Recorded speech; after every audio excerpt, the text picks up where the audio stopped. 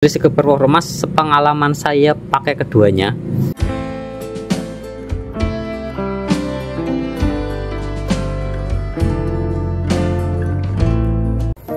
Assalamualaikum warahmatullahi wabarakatuh.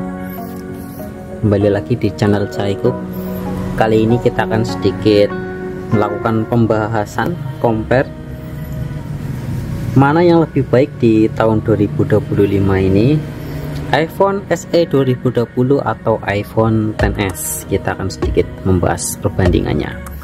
Mungkin ini bisa menjadi referensi untuk pembelian HP bekas antara iPhone XS atau SE, karena dua HP ini itu pasarannya itu hampir sama, sekitar 2 jutaan kalau yang X Inter. Kalau yang X Epoch itu sekitar 3 jutaan lebih sedikit. Yang jelas dua HP ini itu pasarannya bisa dikatakan sama untuk saat ini.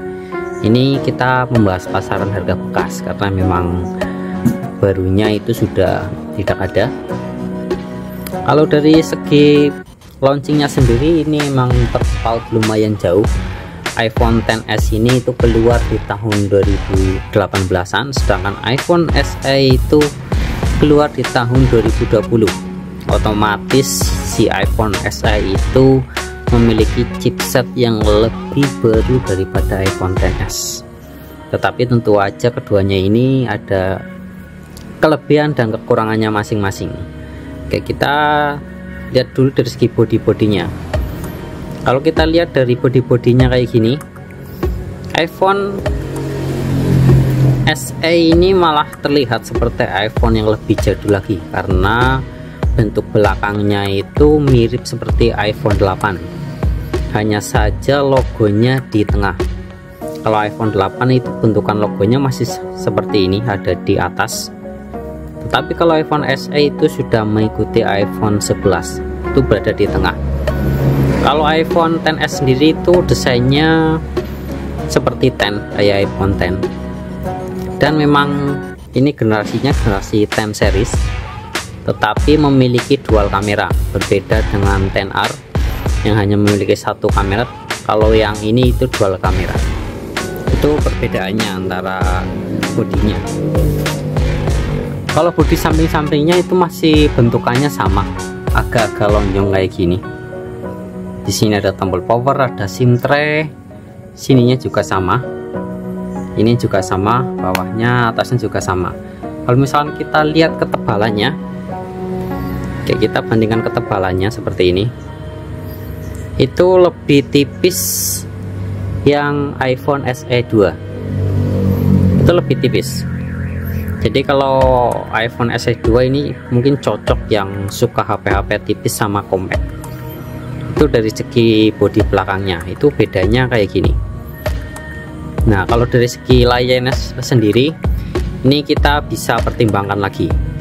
Buat kalian yang mungkin suka layar yang tajam dengan warna yang enak di mata, itu mungkin lebih worth it buat iPhone XS nya. Kenapa? Karena iPhone XS ini memiliki layar tipe OLED display. Tentunya layar OLED display itu di mata lebih enak, warnanya lebih tajam, dan juga buat nonton atau gaming itu ketajaman warnanya itu lebih puas. Kalau iPhone SE 2 ini itu menggunakan IPS, walaupun ketajaman warnanya di ukuran layar segini itu sampai 326 ppi, tetapi masih tajam iPhone XS. Itu perbandingannya. Dari segi baterai pun sama. Dari segi baterai itu iPhone XS itu lebih unggul daripada iPhone SE 2 ini. Yang sama itu di iOS-nya juga. iOS-nya kalau iPhone SE itu juga bisa sampai ke yang terbaru, ini belum ke up 18.4, tetapi kedua HP ini itu bisa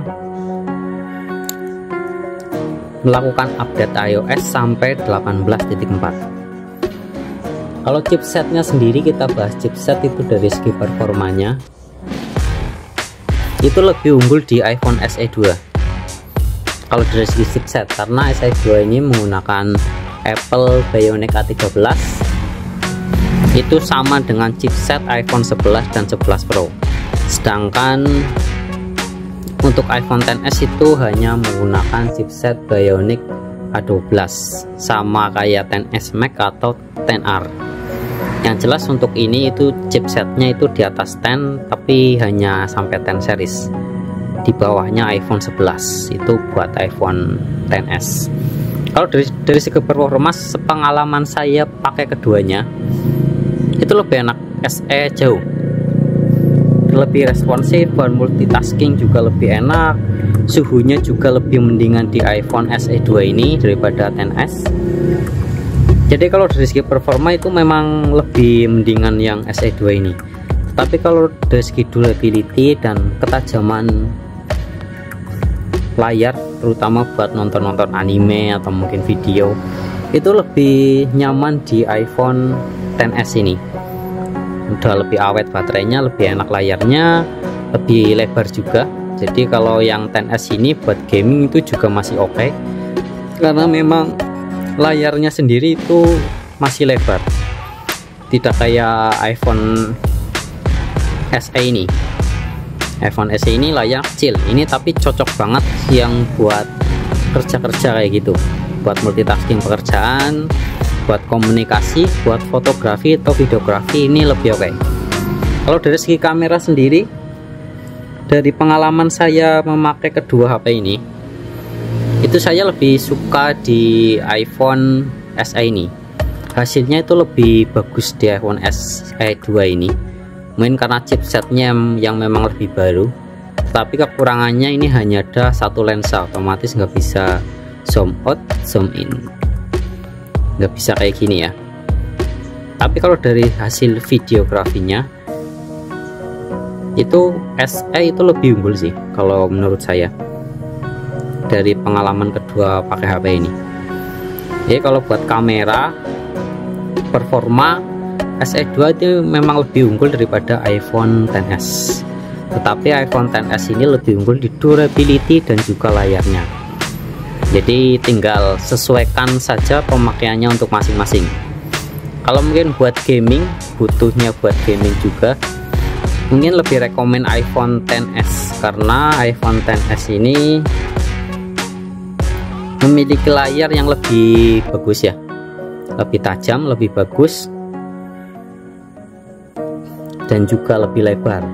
Tapi kalau kalian ngejarnya performa, itu iPhone SE ini juga bisa.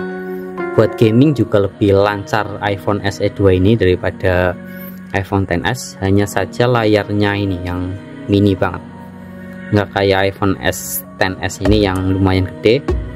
Buat gaming ini layarnya mungil-mungil gini. Jadi kalau buat push rank itu hero nya itu kecil-kecil banget, jadi kurang puas. Tapi kalau dari segi performa ini emang lebih unggul daripada ini. Jadi kalau misalkan kalian mau pakai kedua HP ini di tahun 2025, pastikan dulu kebutuhannya buat apa. Kalau mungkin buat yang ngejar durability ya mending iPhone XS saja. Tapi kalau yang buat ngejar cukup performa, hasil kamera yang lebih bagus dan performa yang lebih oke, mending iPhone SE2 ini.